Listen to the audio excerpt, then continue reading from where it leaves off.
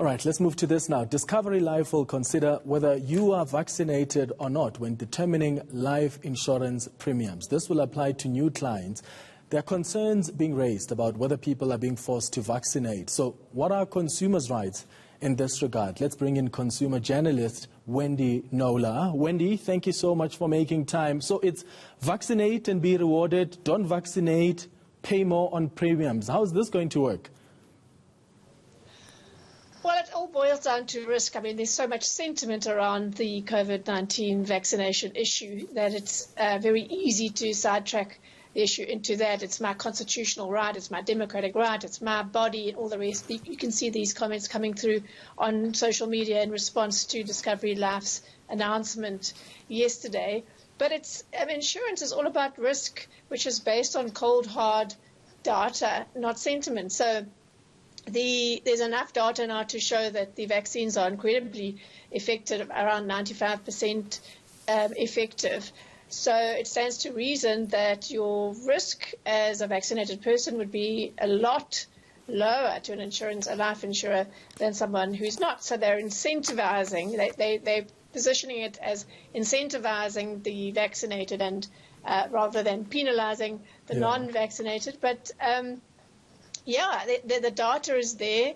Vaccines are widely available. No one's forcing anyone to be vaccinated. No insurer can, obviously, but what they are entitled to do is base their premiums on risk, and the risks are clear. And I get that the company wants to reward their clients who are being vaccinated, but is it fair, though, for their clients who may choose not to take the jab? And is there any recourse? Like, in other words, can clients challenge this approach by Discovery?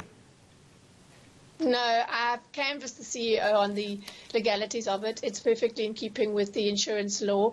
It would be very much the same. It's the same principle as smokers and non-smokers. So if you're a smoker, there's very clear data that shows your risks, health risks, etc., are severely are much higher than somebody who's never smoked, and so you pay a higher premium as a result.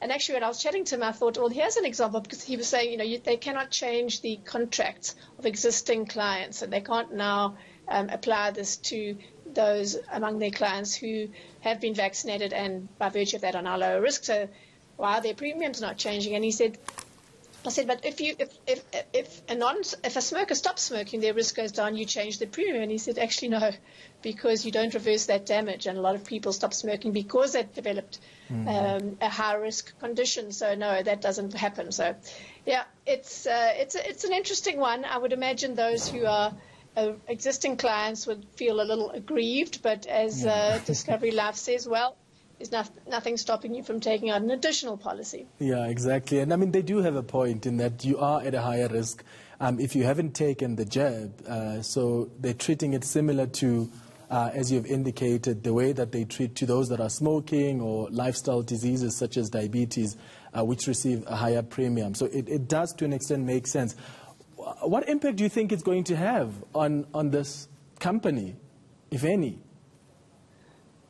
On the company, well, it'll be interesting to see. They said their sentiment that they canvassed the existing clients, and the sentiment was overwhelmingly positive. So I think in the region of 92% for the move, 8% anti it. And when I talk about the move, I mean their decision to incentivize the vaccinated. The CEO made the point that the anti are just very vocal. So you hear a lot of rumbles and grumbles, but overwhelmingly, even when the teaching, the educators were canvassed, there is the sentiment has definitely shifted a lot in recent months, which explains the timing of this move on Discovery Life's part. But the whole issue brings into focus very sharply the sort of fact versus sentiment issue. And I think we're going to see this playing out in other areas that involve consumers going forward. All right. Wendy Knowler, our consumer journalist, thank you so much for making time.